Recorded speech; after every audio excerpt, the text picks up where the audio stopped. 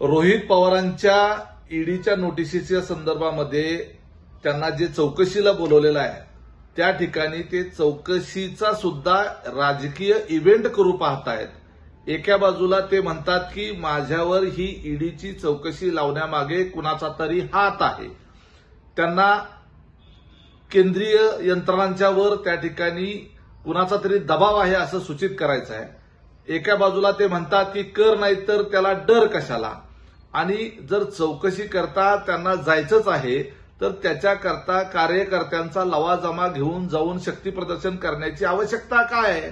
म्हणजे या प्रकरणाचा देखील ते पॉलिटिकल इव्हेंट करू पाहत आहेत. त्यांनी जर काही चुकीचं काम केलं नसेल तर त्यांना काहीच होणार नाही.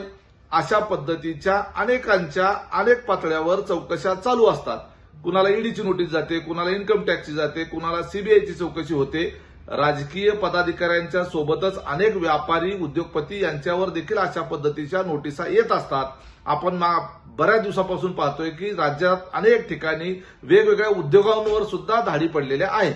त्यामुळे आपण चुकीचं काही केलं नसेल तर विनाकारण त्याचं पॉलिटिकल इव्हेंट करून कुणावर तरी खापर फोडण्यापेक्षा आपण जर क्लीन असाल तर त्या ठिकाणी त्या एजन्सी मार्फत तुम्हाला क्लीन चिट मिळेल. एवढी चिंता कशाला करता.